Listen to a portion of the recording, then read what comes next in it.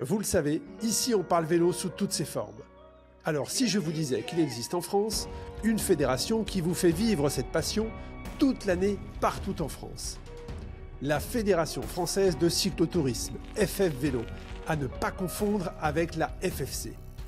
C'est plus de 110 000 adhérents, 3 000 clubs sur toute la France et des milliers d'événements pour tous les styles, toutes les pratiques et surtout celui du plaisir de rouler sans compétition mais avec passion. Que vous soyez déjà dans un club ou que vous rouliez entre amis le week-end, sachez qu'il est très simple de créer votre propre asso et de rejoindre la fédération. En vous affiliant, votre asso et ses membres bénéficient d'une couverture adaptée et vous êtes couvert en cas d'accident, qu'il soit dans le cadre d'une sortie groupée ou même en solo. Cela vous garantit une tranquillité d'esprit lors de vos sorties tout en offrant un cadre sécurisé pour organiser vos événements avec le soutien de la fédération. Alors que vous soyez 5, 10 ou 20 à rouler ensemble, créez votre association, c'est simple, accessible et cela peut tout changer. D'ailleurs, du 3 au 10 août à Orléans, FF Vélo organise la semaine fédérale, 8 jours de vélo et de fête avec des parcours route, VTT et gravel ouverts à toutes et tous. Et pour les amateurs de défis, il y a aussi la cyclo-montagnarde, 200 km, 4000 mètres de dénivelé, un véritable challenge. La Fédération Française de Cyclotourisme, c'est le vélo pour tous, avec tous. Toutes les infos sur le site ffvélo.fr. Bonjour à toutes et à tous, bienvenue pour un nouvel épisode du podcast Tous en selle. Salut JP. Salut Arnaud, bonjour à tous. Je suis ravi de te retrouver. Également. Dès qu'il y a des micros et qu'on parle de vélo, tout ça est toujours passionnant. Donc un nouvel épisode, on est dans l'atelier de JP pour ce podcast Tous en selle qui s'adresse à tous les passionnés du deux roues. Que vous soyez passionné de cyclisme traditionnel, de routes pavées, accidentées ou encore inexplorées, ces podcasts sont là pour enrichir votre culture cycliste et vos connaissances. Aujourd'hui, on va se pencher sur un sujet qui nous passionne bien évidemment, mais qui va probablement également vous interpeller, quel gravel. Alors la question du jour, c'est est-ce que c'est une mode passagère ou une révolution, parce que c'est vraiment été une lame de fond depuis quelques années qui sera durable. On va échanger sur ça. Quel est ton avis, JP, en introduction d'épisode? On fait une intro-conclusion, c'est est-ce que c'est une mode passagère? Non. Voilà, simple. Non, l'épisode s'arrête donc voilà, là. Allez, à bientôt, à la prochaine. Non, c'est évidemment, mon avis, c'est que c'est pas passager. Je sais même pas si c'est une mode. Je vais en dire 2-3 mots. On va encore en parler longtemps. Voilà, certains appellent ça le gravel, d'autres appellent ça autrement, d'autres n'appellent pas du tout. Non, c'est une évolution de la pratique et des vélos. Alors c'est vrai qu'on pourrait penser que le gravel est arrivé depuis quelques années, mais je pense qu'on est d'accord sur ça, il a toujours vraiment existé. Après, tout dépend quel vélo tu utilisais et comment les médias l'ont mis en avant. Mais est-ce que c'est un mix entre le cyclocross et le vélo de route? Tout ça vient de la section des pneus, puisque sur le cyclocross, ils sont limités à une section de 32. C'est pour ça que on dit qu'un vélo de cyclocross n'est pas un vélo de gravel. Mais bon, au final, est-ce que ce n'est pas la même chose? En tout cas, voilà, on va rentrer dans tous ces sujets. Mais avant toute chose, et pour rentrer concrètement dans cet épisode, donc l'atelier de JP, et je sais que tu aimes beaucoup l'histoire, donc je vais forcément te poser la question. Est-ce que tu peux, JP, nous donner un petit côté historique, c'est-à-dire le gravel que l'on voit effectivement arriver depuis quelques années comme c'est la nouvelle discipline? Voilà, il existait déjà depuis quelques temps, mais voilà, un petit côté historique. On va essayer un exercice compliqué, étant donné que c'est un mot et une pratique qui est pas vraiment définie, in fine. Rappelons-nous tous qu'à l'origine du vélo, déjà les infrastructures, les endroits, les routes, les chemins sur lesquels on roulait étaient d'une piètre qualité, d'une diversité folle, et que les gens se posaient pas la question de savoir si le vélo qu'ils avaient entre les jambes était de telle ou telle catégorie, ils roulaient. Donc est-ce que c'est ça l'origine tout simplement du vélo? C'est aussi l'origine du gravel, puisqu'on roulait sur n'importe quoi. Les routes n'étaient pas forcément bitumées et elles étaient plutôt pavées. Paris-Roubaix inauguré 1896, pardon. L'âge d'or du cyclisme et du cyclotourisme français, les constructeurs de machines, les années 30 à 50. Ils avaient un vélo, ils roulaient de partout. C'est cette expression horrible des réseaux sociaux. Est-ce que c'est gravel ou c'est pas gravel? C'était furieusement gravel à l'époque. Je veux dire, enfin, les gens avaient le même vélo pour faire une course de côte le dimanche que pour aller chercher le pain, que pour aller à la ferme, que pour partir en vacances. Ça fonctionnait très bien. Est-ce que c'est pas ça la vraie origine de ce qu'on retrouve aujourd'hui? Est-ce que c'est quelques années plus tard ce groupe d'anglais qui crée le Rough Stuff Fellowship ou Rough Stop Cycling en 1955 et 56, de prendre un vélo classique et d'aller rouler en plein milieu des Alpes ou ailleurs. C'est peut-être ça, en fin. Le gravel originel vient peut-être de chez eux. Et puis plus récemment, puisque c'est sur ça que tu me questionnes, début des années 2000, même plutôt milieu des années 2000, on commence à se dire que effectivement le vélo tel qu'on le connaît, le vélo de route tel qu'on le connaît, puisque finalement si on essaye de définir ce qu'est le gravel, c'est déplacer l'endroit où on utilise un vélo qui est à l'origine un vélo de route, d'accord, avec un cintre, avec une position un peu basculée, avec une section de pneus plutôt fine au départ, et puis on l'emmène sur des routes qui sont moins adaptées à cette pratique. C'est un peu un détournement in fine. Et là, c'est au milieu des années 2000 qu'on commence à voir apparaître de premiers événements qui sont dédiés à mettre des gens avec des vélos de route sur des terrains qui sont pas des routes lisses. Et c'est vraiment, on va dire, entre 2005 et 2015 que on trouve l'origine de ce qu'on connaît aujourd'hui. Voilà, les premières courses. Dirty Kanza, qui a changé de nom maintenant, qui s'appelle Unbound Gravel, c'était la première édition en 2006 dans le Kansas. Voilà, on sort de la route asphaltée. En français, on dirait on sort des sentiers battus, voilà. Off the beaten path, disent les Américains aussi. C'est tout plein d'expressions qui ont conduit à ce mouvement, finalement, qui est de prendre un objet qui est un vélo de route et de déplacer son usage. À partir de 2015, il y a une accélération. Alors, il y a une accélération outre-Atlantique. Parce qu'en France, en 2015, alors moi, 2015, c'est le moment où j'ai démarré une activité dans le vélo. On parlait pas de gravel en 2015. Alors, en France. On avait le terme en Europe même. Qui commençait, 2015, on disait déjà gravel. Mais alors, et moi qui ai à cette époque-là commencé à démarcher des magasins des professionnels du cycle pour vendre des pneus plus larges, entre autres, et puis après qui se suis mis à faire des vélos, on me disait exactement ce que tu disais en introduction. Non, mais c'est la mode, ça sert à rien, ça ira nulle part. C'est comme l'ultra-endurance, voilà, avec le voyage à vélo revenait à peu près dans ces années-là. C'est pareil, mais c'était encore plus symptomatique. C'est-à-dire qu'il y avait un certain dédain des gens qui étaient installés, qui vendaient déjà des vélos depuis longtemps. On te disait, non, mais le gravel, ça m'intéresse même. Tu peux voir tes trucs? Non, mais ça m'intéresse pas. Ça sert à rien, ça va passer. C'est une mode, c'est l'affaire de 2-3 ans. On me disait à l'époque, c'est le fat bike, quoi. Sincèrement, je pense que 90% des gens qui dénigraient ou n'y croyaient pas, parce qu'il y a des gens qui juste n'y croyaient pas, qui dénigraient pas facilement, mais ils faisaient cette analogie au fat bike. Ils disaient, ouais, le fat bike, ça a duré 3 ans, maintenant, personne ne sait même plus ce que c'est. Voilà, donc historiquement, moi je pense, en tout cas pour nous Français, même pour nous Européens, on démarre vraiment à avoir des discussions sur le sujet, à commencer à voir apparaître des produits sinon dédiés, au moins fléchés ou au moins modifiés pour être adaptés à partir moi je dirais 2015. Avant c'est quand même plus embryonnaire, mais maintenant l'origine de l'envie de cette pratique, c'est les années je vais essayer de réduire la fenêtre, mais 40 à 55, c'est là qu'on trouve l'origine de la chose. Bon, c'est vrai que moi, pour compléter tes propos, JP, je pense que je te rejoins, le gravel a un peu toujours existé. Moi, je me revois, on en a parlé dans l'épisode précédent sur l'innovation, je me revois rouler comme je le fais sur la route, avec un vélo dont la roue avant n'est pas dans l'axe de la roue arrière, et prendre des chemins pour aller chercher les vaches, tu vois, là où j'étais en vacances, dans la ferme où j'étais en vacances en Saône-et-Loire. Donc, je faisais du gravel sans en avoir conscience.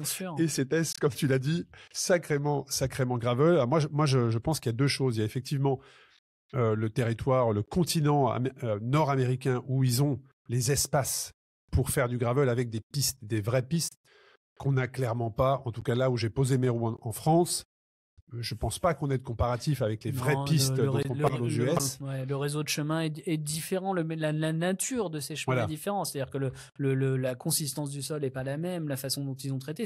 En fait, ce sont des chemins qui ne sont pas créés pour ça. Ils existent, donc ils ont été développé pour un usage qui n'était pas celui d'aller faire du vélo. Non, à en grande fait, c'est le vitesse. système Voilà. routier américain qui est fait de chemin de terre. Faut bien se dire ça. Ouais. C'est que le système routier aux US, au centre des US en tout cas, le bitume n'est pas la majeure partie du système autoroutier. Donc, c'est damé quelque part par les voitures qui font que ce sont des pistes. Et en vélo, c'est génial. Donc, il y a effectivement l'arrivée de ces pratiques et donc la compétition qui a mis en avant le gravel avec la Dirty Kanza, qui est devenue là une bonne gravel au centre des États-Unis, à Emporia, au Kansas. Mais je trouve aussi que la marque de textile, mais ça c'est mon avis, ça n'engage que moi, c'est la marque de textile Rapha. Je trouve qu'avec ces vidéos très sombres, où les mecs prenaient leur vélo et allaient rouler après avoir fait couler un café dans les vidéos, que tu vois quasiment maintenant beaucoup, toutes les vidéos commencent par un café qui coule, c'est Rapha qui a remis ça, et je trouve qu'ils ont participé au retour de peut-être du gravel, mais en tout cas d'aller prendre des routes un peu défoncées, tu vois, Oui, pas puis forcément très propres. c'était un peu transgressif en disant je prends un vélo de route et puis je vais sur les pistes. Exactement. C'est un peu du rallye finalement C'est aussi, ça. c'est de prendre une voiture qui est dédiée à la route et la mettre sur des chemins. Enfin, c'est un peu tout ça. Il y a tellement d'analogies à faire. L'origine ou l'essence, c'était de se dire d'utiliser cet outil d'exploration qu'est le vélo et de ne pas se mettre de limites. C'est pour ça que c'est aussi très difficile d'avoir une définition. Je dirais presque impossible, parce que de toute façon, le terrain de jeu va définir la pratique. Donc, le gravel tel qu'il est pratiqué en Amérique du Nord, le gravel tel qu'on le pratique en Europe, plus précisément le gravel tel qu'on le pratique en France avec notre réseau de chemins forestiers, etc. C'est des pratiques différentes. Parfois, c'est presque un matériel différent. Et puis maintenant, notre industrie qui veut tellement segmenter, elle segmente déjà ce gravel en gravel race, gravel plaisir, Alors, je pense gravel rando, gravel au tout début bikepacking. sur ça, parce que comme ça va s'accélérer très clairement. Ça va vraiment se segmenter parce que comme le VTT, en fait, je pense que dans le gravel, on est comme le VTT dans les années 80 où le VTT arrivait des États-Unis. Où ça s'est segmenté. Maintenant, tu as du VTT de descente, tu as du cross-country. Il y a 4 ou 5 segments. Sur le gravel, on en est aujourd'hui, si on se parle, on est en février 2025. Il y a 2 segments. Il y a gravel tout court et ce qu'on appelle gravel race. C'est quelle invention. Oui, c'est ça. Mais c'est ça. La segmentation présente, c'est ça. En tout cas, segmentation qui est visible dans l'offre produit. C'est ça aujourd'hui. C'est-à-dire que, on a démarré en 2015 quand on a commencé à vraiment proposer les premiers produits entre guillemets dédiés ou adaptés au gravel. On a augmenté la section des pneus, donc le dégagement permis pour les pneus sur les vélos. On a adouci la géométrie pour que les postures soient un peu moins agressives, que les gens soient moins basculés. On a élargi les cintres pour donner un peu plus de maniabilité sur les terrains difficiles. Et puis, on a un peu simplifié les vélos. Et tu sais, on parle souvent de cycle, et là, on est dans la période où on simplifie beaucoup moins les vélos. Mais peut-être qu'on va avoir ces 2 branches, parce que on s'est dit que maintenant que c'était populaire et que beaucoup d'anciens coureurs cyclistes du Pro Tour se sont mis... c'est l'après-carrière en fait. Voilà, au début c'était du récréatif et maintenant on s'est dit on peut peut-être trouver un deuxième format de compétition. Maintenant on fait du gravel race, donc on reprend des vélos où on remet de la géométrie plus agressive, on limite un petit peu avec un aéro parfois prononcé, avec de l'aéro qui revient, on limite la section des pneus aux alentours des 40 mm et puis on laisse se développer à côté du gravel plus récréatif pour tout un chacun où il n'y a pas ces tendances-là. Alors peut-être que si on voulait, on pourrait dire qu'il y a encore un autre segment, c'est le Monster Gravel. On est là entre la frontière du gravel et du fat bike. C'est quoi? C'est un fat bike équipé de pneus crantés? C'est toi qui veux reparler de fat bike. Le Monster Gravel. Le Monster Gravel. Non, mais on pourrait essayer de catégoriser ça en section de pneus, puisque tu disais que le cyclocross était catégorisé avec la largeur de pneus de 33 qui est imposée. 33, et on pourrait presque se dire ça, le gravel race ça va être jusqu'à 40, le gravel tout court jusqu'à 45-50. Tu peux être bien engagé ou tu es quand même en 42. Oui, mais on va dire que après tout ça c'est une question de largeur interne de pneus, mais aujourd'hui sur les compétitions qui sont en train de se professionnaliser, la section de pneus c'est entre 40 et 45, voilà, c'est le sweet spot comme diraient les Américains. Je pense que même pour tout un chacun, c'est vraiment la section la plus polyvalente pour ces pratiques polyvalentes elles aussi, voilà, pour ne rien s'interdire, plutôt pour tout s'autoriser. Mais il y a une espèce de segment qui veut pousser sur le Monster Gravel avec des pneus de largeur 60 ou voire un peu plus, sans devenir complètement des VTT, quoi, que 60 mm, c'est déjà une section de VTT, mais avec des géométries vraiment plus posées, plus relevées, des matériaux de cadre qui sont souvent différents aussi. Donc il y a peut-être 3 segments. Mais là, pour le coup, le Monster Gravel, on est plus dans la passade. Je pense que ça, voilà, c'est pas quelque chose qui va être poursuivi pour les marques non plus. C'est pareil, le public qui peut se dédier à ça est plus faible aussi. Donc, les marques vont pas trop pousser là-dedans.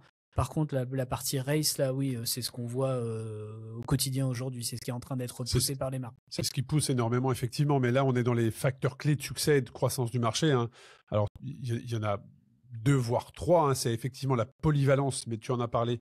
La polyvalence, que ce soit des terrains, mais aussi des matériaux qui sont mis en avant par les marques, l'accessibilité du terrain. Mais c'est vrai que c'est simple de faire du gravel aujourd'hui. En tout cas, c'est beaucoup plus simple que d'aller faire de la route. Tu peux prendre ton vélo et aller faire de la route, mais au niveau de... Tu arrives à une intersection, tu n'as pas à te poser la question, non, j'aimerais bien aller sur ce chemin, je ne peux pas. Gravel, tu peux aller où tu le veux avec ton vélo, et c'est ça qui est génial. Donc, polyvalence, accessibilité. Et puis, le 3e facteur du développement de croissance aussi du marché, donc du gravel, c'est le début d'une structuration, mais c'est surtout la rapidité avec laquelle les fédérations et l'UCI a mis en place un championnat du monde. Enfin, je me souviens, le premier championnat du monde... Est-ce que c'est vraiment rapide ? Je ne sais pas si c'est vraiment rapide, mais en tout cas, ils sont à fond là-dessus. Ça a explosé. Alors, il y a eu l'avant-Covid, donc on voyait arriver cette discipline de gravel. L'après-Covid a fait exploser la pratique du gravel. J'aurai quelques chiffres juste après sur les ventes des vélos gravel. Et puis surtout, l'après-Covid, on a rapidement vu arriver un premier championnat du monde, où d'ailleurs, les coureurs, c'est pas qu'ils voulaient pas y aller, mais c'est les marques qui imposaient aux coureurs, parce qu'ils les sponsorisaient, d'être présents. La particularité, c'est que sur le championnat du monde, tu as des professionnels et des amateurs au départ.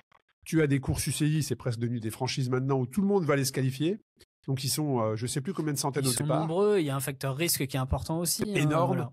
Donc, tout ça participe effectivement à l'explosion du gravel. Et puis, on est dans on vit dans un monde où il faut être fun quand on fait du vélo.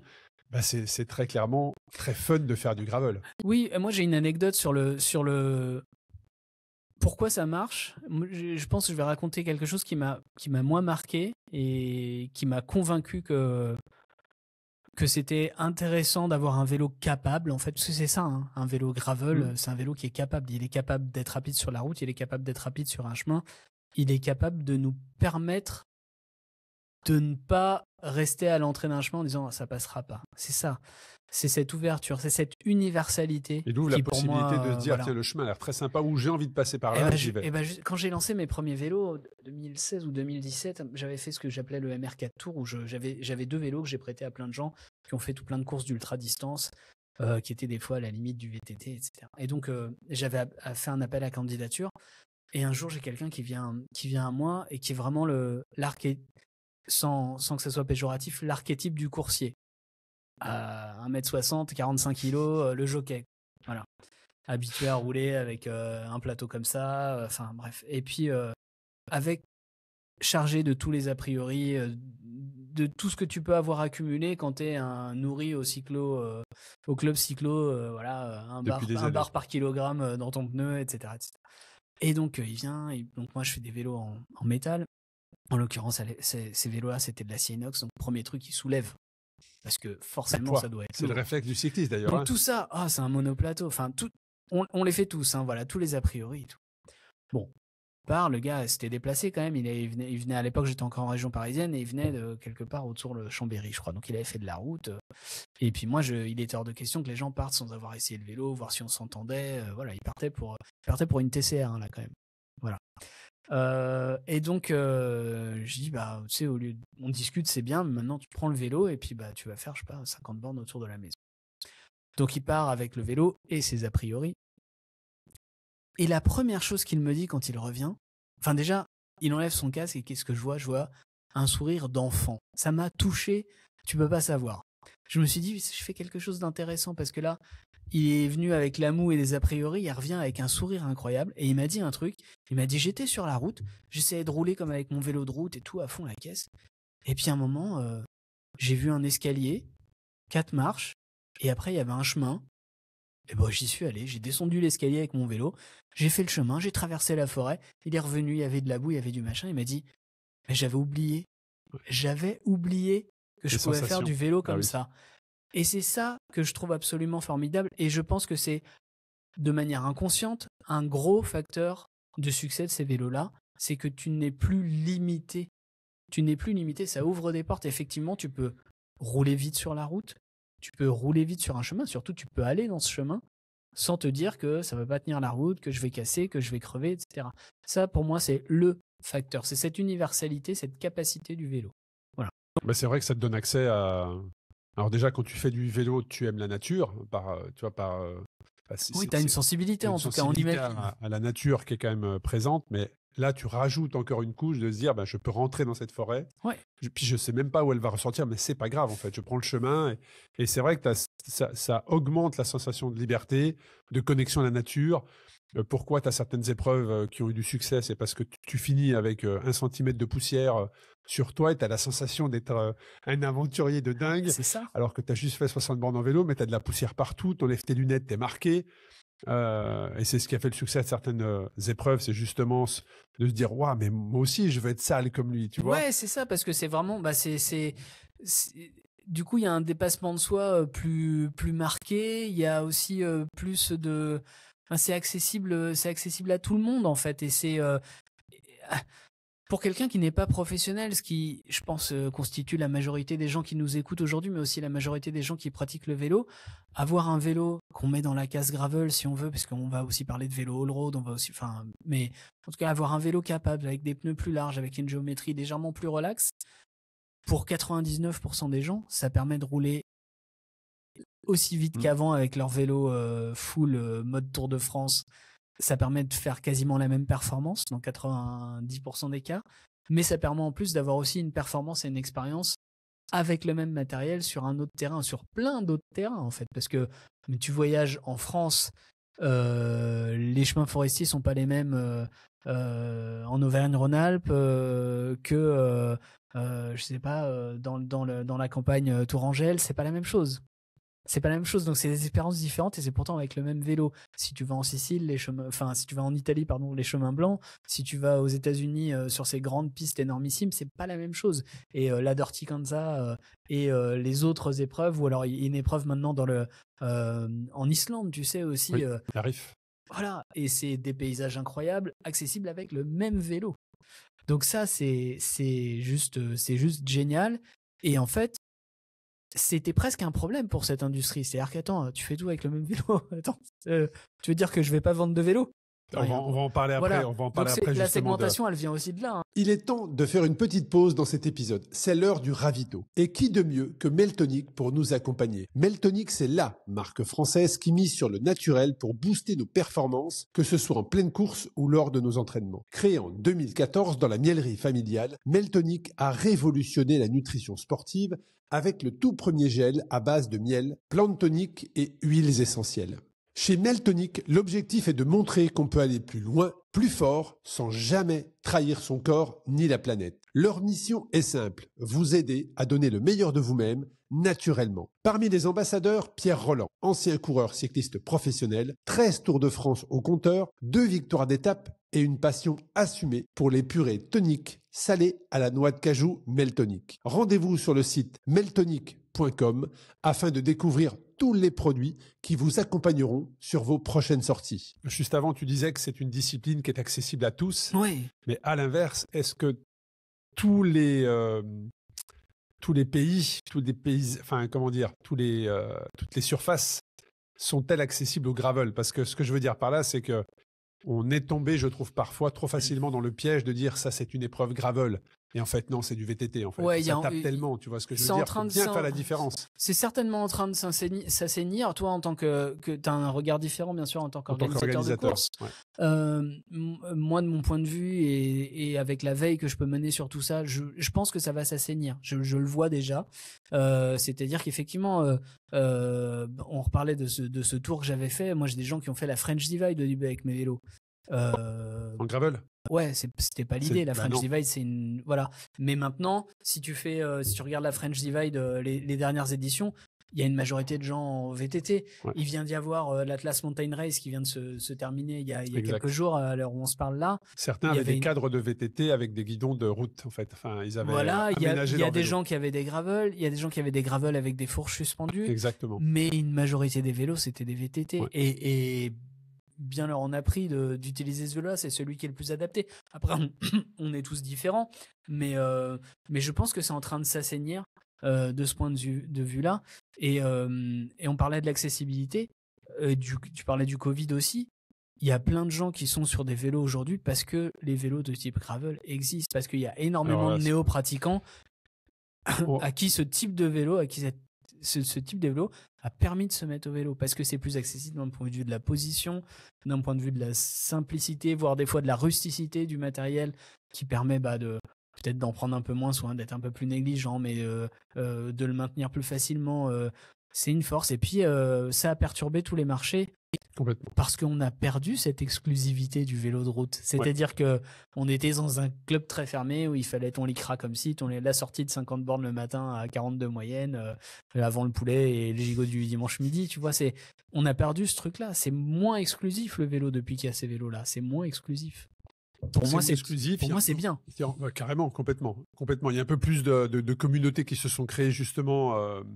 Et il n'y a pas que les clubs qui vont s'entraîner. C'est pour ça qu'il y a aussi une baisse du nombre de licenciés. Hein. Oui. C'est parce qu'il y a un développement très très important des communautés. Donc une communauté, c'est peut-être 15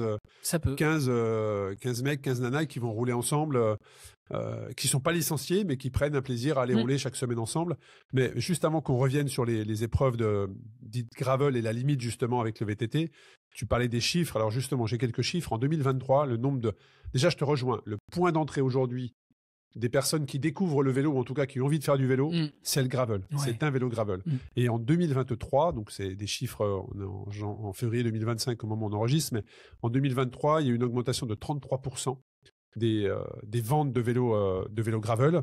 Et quand tu sollicites les gens en leur demandant comment est-ce qu'ils pratiquent, eh bien, il y a une étude qui a été réalisée en 2024. 83% des cyclistes gravel roulent au moins une fois par semaine. Donc, les gens ont un vélo chez eux, mais l'utilisent au moins une fois par semaine. Et 13% 3 fois ou plus. Donc, il y a une vraie intégration du gravel dans la vie sportive. Donc, ça, c'est très, très intéressant. Et puis également, la progression du cycle en France a connu une baisse de 14% en volume, alors que justement, eux, les vélos gravel ont connu une très très forte augmentation. Donc tout ça, voilà, c'est évident que le gravel est un point d'entrée dans cette effet de mode. Je ne sais pas si on peut dire effet de mode, en tout cas. Non, je crois plus. L'explosion du vélo on peut plus parler d'effet de mode, c'est terminé. Après Covid, le gravel a vraiment fait partie. Et effectivement, en tant qu'organisateur, moi, j'organise une épreuve de full gravel. Alors là aussi, une épreuve, quand tu dis full gravel, c'est difficile aujourd'hui de faire une épreuve qui emprunte à 100% des chemins. Ouais. Tu vois, donc moi, j'organise une épreuve qui s'appelle GRALPS, Gravel Across Alps, donc qui part de Crans-Montana en Suisse, qui passe par l'Italie et qui arrive à Mandelieu-la-Napoule, donc qui traverse 2 fois les Alpes avec 3 distances, 300, 500 et 800. Et donc, aux personnes qui m'ont aidé à tracer le parcours, ça a été une de mes recommandations. Je leur ai dit, je veux au moins 70% de gravel, ce qui est difficile quand tu traverses 3 pays, que tu vas un point vers un point B, sans avoir de section où tu te dis, ah mais non, ça c'est pas gravel, ça c'est VTT. Et oui, là aussi c'est difficile. Et je pense que tu as raison quand tu dis que ça s'assainit. On a vu beaucoup effectivement d'épreuves qui ont voulu surfer sur l'effet gravel en disant, voilà, je lance une épreuve de gravel. Et en fait, à une première participation, les gens se sont rendus compte que c'était pas du gravel. Oui, ces épreuves-là n'existent plus. Il faut admettre qu'on a un petit comportement gaulois et que les gens qui se sont mis à faire des épreuves se sont dit je vais essayer de faire l'épreuve la plus compliquée, la plus difficile que ce soit, parce que ça sert ma marque et ça sert la plus complexe. Les gens qui abandonnent, qui galèrent, qui marchent avec le vélo sur il y a eu ça. Hein. En tout cas, de mon point de vue, il y a clairement eu moi, ça. j'ai connu des épreuves d'In Gravel où ils étaient 5 à terminer. Voilà. Donc, bon, après, c'est aussi comme ça qu'on défriche, c'est aussi comme ça qu'on fait évoluer, les choses. On conservera une différence en fonction des pays, en fonction des appréciations. C'est une certitude. On peut rien faire contre ça. Les chiffres sont vachement intéressants. On est dans une décennie de changement. Hein, de toute manière, tu parlais du fédéral. Le fédéral doit se réinventer. Très clairement. Un club classique, c'est une sortie par semaine. Il y a les clubs les plus anciens, ils ont 200 parcours de référencés. La semaine 1, on fait le parcours A dans le sens anti-horaire et la semaine 32, on fait le parcours A dans le sens horaire. Les gens, ils sont un peu fatigués de ça aussi. Ça, c'est un sujet intéressant dont tu parles, parce que moi, mes enfants sont licenciés, donc je vois bien l'évolution du club dans lequel ils sont, et aussi avec Camille, hein, dans la capsule La Roue Tourne, sur le podcast Tous en Selle, justement, on a invité, je vous invite à suivre effectivement la sortie d'épisode, Raphaël Taïeb. Raphaël Taïeb est la personne qui a repris en main le club de Corba et qui l'a totalement révolutionné. Il est même derrière un projet d'équipe professionnelle par des petits artisans pour le futur. Bref, et ça va être très intéressant d'avoir sa vision d'un président de club, on va dire nouvelle génération, avec tout ce regard et qui nous explique justement qu'est-ce qu'un club, comment il fonctionne, quels sont les freins, qu'est-ce que ça comprend. Donc oui, le fédéral doit se réinventer. Une grande chance pour ce club, hein, parce que moi j'ai rencontré pas mal de patrons de clubs qui sont des gens relativement âgés, des retraités pour la plupart. C'est l'image que l'on a aujourd'hui des clubs. Alors moi je suis allé à la rencontre, je suis allé faire des conférences dans quelques clubs et je trouve le même public et je trouve la même structure et souvent au moins une tente. Alors tous les clubs ne survivront pas. En tout cas, c'est ma position, c'est mon analyse. Tous ne survivront pas, mais certains qui tentent de remettre un peu de sang neuf, de remettre un peu d'envie, de remettre un peu d'appétence dans ce qui est proposé, passent souvent à l'initiative, non pas forcément de la structure dirigeante, mais souvent à l'initiative d'un des membres du club par « Ah, regardez, je vais vous proposer une petite sortie gravel, un peu différente, etc. » Et puis, ce public ancien, des fois reconnectent à ce qu'était le vélo quand ils étaient gamins, où justement il y avait peut-être moins de frontières et moins d'a priori, et puis ils se disent « Ah mais c'est pas mal, effectivement je vais à côté de mon Pinarello, je vais acheter un autre vélo un peu différent, et puis je vais regarder, je vais y prendre goût, et puis des fois ils organisent une sortie où ils se déplacent en minibus et ils vont un peu loin, explorer un autre territoire, et donc ça c'est des tentatives, et souvent c'est ce fil-là qu'ils tirent, c'est-à-dire c'est le fil de l'aventure et des gravel, de la rando, hein, j'oserais dire moderne rando, qui est une idée que j'essaie de développer et qui a trait et qui a un lien avec tout ce qu'on a évoqué en tout début d'épisode, qui est juste allons faire du vélo. Allons faire du vélo. Et alors c'est dans la continuité de ce que tu dis, allons faire du vélo. Je continue avec mes chiffres que j'ai collectés sur le gravel et l'adaptabilité de cet outil, de ce vélo. C'est que le gravel aujourd'hui est utilisé dans plusieurs disciplines. Ça aussi, c'est l'avantage. C'est que tu prends un gravel, tu fais pas que des chemins. Tu peux aussi faire un petit peu de route. Et le gravel, justement, aujourd'hui... tu peux faire de la route tout court, Arnaud. Oui, ou de la route tout court, effectivement. Nous, on voit bien au départ de Race Cross... il y a peut-être 15%, ce sont des gravels des vélos qui sont au départ. Donc pour les petites sorties, suite à une étude en 2024, pour une petite sortie loisir, 91% utilisent des vélos gravel. Ouais. Tu te rends compte, c'est énorme. Pour le bikepacking, donc le voyage à vélo, voilà, 47%, presque 1 sur 2 utilisent un vélo dit gravel à la base. Et le vélo taf, moi je vois bien dans Lyon, 30%. Oui. Donc ça, c'est on voit très bien visible. que le gravel est présent partout. Donc les personnes qui te disaient il y a quelques années, dans les années 2015-2016, ont vu le retournement, ont vu, je sais pas, la lame de fond, oui. Ils ont tous changé d'avis. Et ils ont tous changé d'avis, effectivement. C'est plus confortable, c'est plus sympa, ça donne accès à des endroits que tu n'aurais pas pu avoir accès. Puis effectivement, il faut bien, il y a des régions, malheureusement, je parle en France, mais en Europe, il y a des régions qui malheureusement s'y prêtent moins. En tout cas, c'est plus compliqué d'aller chercher une belle piste. En tout cas, moi, le gravel, je le conçois comme ça. Pour moi, c'est en Europe, il y a des endroits, il y a peut-être des endroits qui peuvent, en France, peut-être des endroits qui peuvent s'y prêter, mais je vous invite à nous les communiquer. Si vous avez vraiment un endroit parfait pour un gravel qui est vraiment roulant, pour moi, c'est Gérone qui pourrait avoir quelques pistes qui ressemblent au centre des États-Unis. même si tout ce que je parle du centre des États-Unis, c'est uniquement sur des renseignements que j'ai pris. Je n'ai jamais roulé là-bas encore. Le Canada également, des très belles pistes vers Montréal, Québec. Je sais que tu as des très très belles pistes qui sont très roulantes. Pourquoi ? Parce qu'elles sont damées par les voitures qui passent en fait. C'est une route, enfin ce qu'on appelle une route, elle est non bitumée, mais c'est un chemin passager de véhicules qui dament la route en fait. Une des applications connues de navigation de vélo en France a une dénomination qui est bonne, route non revêtue. Oui, exactement.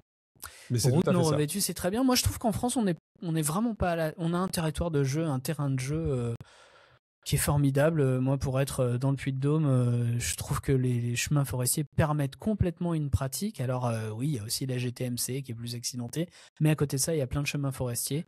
Tu avais fait d'ailleurs, je crois, un événement au mois de juin où tu avais invité tes clients. Oui, on a fait 2 parcours. On a fait un Mais parcours. les photos étaient superbes. On a fait un parcours dans le massif du Sancy, un tour d'une 130 km où les gens ont pu voir ce qu'était ce territoire qui est un territoire de vélo, de moto, d'aventure, de tout ce qu'on veut. C'est ma région d'adoption finalement, mais je l'adore. J'adore cette région. Mais on a fait aussi le dimanche matin, on a fait 70 km plus gravel justement, qui était que sur des routes non revêtues. Alors là, on a quasiment pas emprunté la route. Alors on a fait un truc aussi assez incroyable, c'est que j'ai fait rouler les gens au cœur d'un volcan.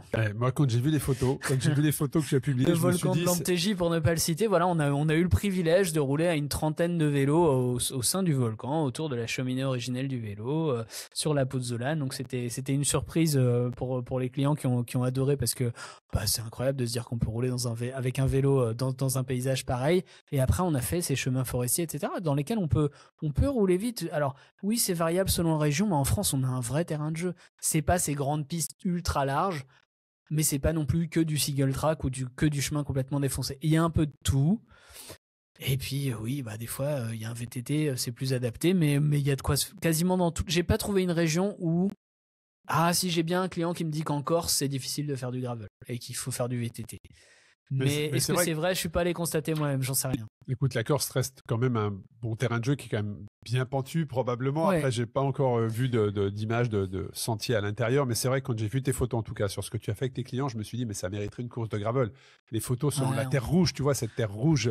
On a été assez fous même pour imaginer magnifique. faire des tours chrono du volcan un jour, tu vois. Donc, mais non, il y a plein de choses, à faire. Et très clairement, je crois pas qu'on soit défavorisé du fait de l'absence de ces grandes pistes et de ces distances incroyables. Je pense qu'il y a vraiment un sens à ce type de vélo. Pour parler de la France, je crois, voilà, il y a pas une région où je pense qu'on ne peut absolument pas faire ça. Et je crois que maintenant on va tenter de réanalyser les clés de succès. Il y en a une qu'on n'a pas évoquée et que je pense que je voudrais la donner avant qu'on l'oublie. C'est que la route c'est devenu plus dangereux qu'avant. C'est plus accidentogène. Et c'est voilà. une des raisons pour lesquelles aux États-Unis ça explose, c'est que très peu aujourd'hui aux États-Unis de cyclistes pratiquent que la route. Je dirais presque, ça n'existe plus. Mais moi je l'entends de la part des clients aussi qui viennent me voir pour avoir un vélo qui leur permet d'aller sur ces fameux chemins forestiers. Ils se sentent plus en sécurité. Oui, voilà. Et je crois que c'est un facteur qui est souvent négligé, mais qui est important. Il y a beaucoup de gens qui sont réticents à aller s'exposer sur les routes avec plus de passages et qui veulent pouvoir disposer d'un vélo qui leur permet d'aller sur les routes secondaires en mauvais état et les chemins, etc. Ouais, je pense que je te rejoins en tout cas. C'est une des raisons que le gravel autant explosé et qui fait que les personnes qui arrivent dans cet univers-là achètent un vélo gravel pour un premier vélo parce que ça leur permet d'être peut-être plus, en tout cas de se sentir plus en sécurité en allant sur des sentiers, des chemins. Je te rejoins, tu fais bien de faire cette précision. Je voudrais juste également revenir un petit peu sur le côté fédéral. Il existe à peu près une trentaine de courses UCI qui qualifient à championnat du monde. Et quand on a vu arriver sur le gravel, mais je te parle de ça juste après Covid, où le premier d'ailleurs champion du monde gravel était un professionnel en activité. C'est quoi ton avis sur ça, que des professionnels en activité fassent du gravel ? Est-ce que le gravel pour toi c'est réservé à des non-professionnels, à des gens qui veulent juste se faire plaisir ? Ou je sais pas, est-ce que tu as un avis sur ça ? Parce que j'ai vu des commentaires en disant mais c'est pas un professionnel qui devrait gagner une épreuve de gravel. D'autres, si, pourquoi pas. Bah, moi, je suis plutôt. Toi, Van Der Poel, champion du monde en Je suis titre. plutôt la team, si, pourquoi pas. C'est aussi sympa de se dire que des non-professionnels vont pouvoir courir à côté de professionnels sur le même parcours. Je trouve que c'est intéressant, motivant. Je pense pas avoir une légitimité particulière pour dire non, il faut absolument que ça soit que professionnel ou que amateur. Cette mixité, je la vois comme une opportunité. Et de toute façon, ça nous échappe. L'UCI a décidé de se saisir de ça. Ils vont Avec des championnats du monde professionnaliser. européens, probablement nationaux, voire bientôt régionaux, très clairement en France. Hein. Ouais, c'est très possible. Et de toute manière, c'est le fédéral, la compétition se nourrit de cet élan-là. Elle peut relancer des choses. Tu sais, on disait qu'il y a plein de gens qui démarrent le vélo par le gravel maintenant, post-Covid ou même peut-être un peu avant. Et il y a une partie de ces gens-là qui démarrent avec le gravel et qui aussi vont prendre un goût au vélo, un goût à l'histoire du vélo et qui vont aussi développer une pratique full route à côté. Ouais, probablement. Et acheter un autre vélo, c'est marrant, hein, ça va pas que dans un sens, hein, ça va dans les deux. Il y a des gens qui arrivent avec le gravel qui se disent ouais, c'est bien, mais finalement c'est aussi bien de mettre le Lycra, tous les machins aéro, etc. Puis ça va dans les deux sens. Donc toute notre industrie, toute notre pratique de vélo, elle se nourrit de ça dans tous les sens. Donc la compète gravel avec les pros, je pense, redynamise aussi l'attrait que peut avoir le vélo de route pour des gens pour qui c'est un monde parallèle. Puis ça va aussi probablement se structurer. Je pense que là encore, les amateurs peuvent être sur la même compétition. Ouais, je pense que ça va pas durer complètement longtemps. Je pense que dans si ce n'est pas l'année prochaine, mais dans quelques années, je pense qu'il y aura bien effectivement un exemple samedi les amateurs et le dimanche les professionnels. Ouais, parce qu'on voit vraiment les teams. Hein. Aujourd'hui, il y a des teams gravel qui se sont mis en place avec peut-être seulement 4 coureurs. Je pense à Axel Dubois-Prévost avec sa team Pinarello qui a fait du cyclisme. Bon, ils sont que 2. L'année passée, il y avait aussi une autre équipe qui avait été créée à son initiative, qui était Groove Gravel. Ils étaient 6, je crois. Ouais. Donc, en tout cas, il y a des staffs qui se créent dans le gravel.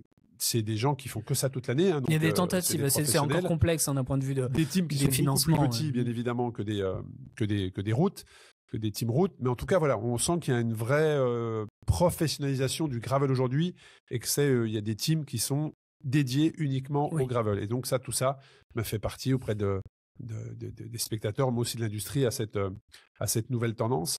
Est-ce que tu as des choses à ajouter, JP? Est-ce que tu penses qu'on a couvert? Alors, on avait déjà répondu très très vite. Donc oui, effectivement, c'est quelque chose qui va durer pour le gravel parce que 1, c'est bon pour la discipline. 2, c'est beaucoup plus sécure. 3, tu as une connexion avec la nature qui est importante. Les fédérations permettent d'avoir plus de pratiquants et donc de licenciés. Donc aujourd'hui, rien, en tout cas, il n'y a aucun voyant qui nous ferait dire c'est passager. Non, ça l'est plus. Et puis c'est pas passager. Et puis encore une fois, on a reproduit, remarketé, catégorisé des pratiques qui avaient déjà, alors qui étaient plus anecdotiques certainement. Quand je te parlais du RFS au tout début, c'était peut-être anecdotique, mais c'était déjà c'était du bikepacking avant que ça s'appelle bikepacking, c'était du gravel avant que ça s'appelle du gravel. On a mis des mots sur des pratiques qui existaient et qu'on a amené à se développer un peu plus et à se vulgariser. Donc c'est ni une révolution ni une mode passagère. C'est une partie intrinsèque de la pratique du vélo. Ça va se développer d'un point de vue. Tu as raison. Ne serait-ce que si tu vas sur une course aujourd'hui, mais même une course qui n'est pas une course UCI, si tu vas, on est déjà allé ensemble sur une Traca par exemple, et on fera exactement la même observation si on allait sur une Unbound ou une Rift ou quelque chose comme ça. Le différentiel de niveau entre des gens qui sont entraînés de manière professionnelle et des amateurs même chevronnés, il y a un fossé. Hein. Il y a un fossé. Ça va très, très et donc, vite. Il y a un moment, il y a quand même une question de se dire si on fait rouler ces gens-là ensemble, est-ce que ça pose pas des problèmes de sécurité, d'appréciation, d'ego, de mise en valeur. Donc, pour moi, ça va splitter. Ça va probablement splitter très rapidement, je pense, quand tu vois ne serait-ce que les moyennes des premiers. C'est fou. On est sur des moyennes. Il y a des épreuves de gravel aujourd'hui, on est sur des moyennes de route. Mais c'est impressionnant. C'est impressionnant. Donc, c'est vrai que le revêtement fait aussi, mais ça reste impressionnant. Ouais. Donc voilà. Écoute, un grand merci à toi, JP, pour m'avoir accompagné sur ce podcast, le podcast Tous en selle, et et la capsule, l'atelier de JP, où on a parlé gravel. Si vous avez également en retour, n'hésitez pas à partager cet épisode, à le commenter, mais aussi à nous envoyer des messages, que ce soit sur les réseaux sociaux Tous en Selle ou sur nos propres réseaux, mais nous dire quel est votre spot gravel préféré, où est-ce que vous avez kiffé faire du gravel. C'est toujours intéressant pour nous. Et peut-être qu'un jour, on fera un épisode sur les top 10 des lieux gravel où il faut aller poser ses roues. Tu viendras rouler dans le Puy-de-Dôme. Alors, c'était prévu, hein, tu le sais, c'était prévu que je vienne, mais malheureusement, il y a 1 an, quasiment jour pour jour, j'avais le bras dans le plat tout juste opéré, et voilà, une immobilisation de 7 mois, mais je note début juin, la prochaine fois. En tout cas, j'ai vu les photos, je me suis dit, waouh, il faut venir rouler dans les volcans. En parlant de Puy-de-Dôme, je crois qu'il y a un départ de Race à Grosse France à Clermont-Ferrand. Tu seras présent. On se croisera là-bas. Tu seras présent, effectivement, un départ du 1000 km qui, d'ailleurs, hein, j'en profite, mais plus de 400 personnes sont inscrites au 1000 km. Incroyable. C'est juste incroyable. Mais j'ai hâte d'être au départ et puis de pouvoir échanger avec les gens.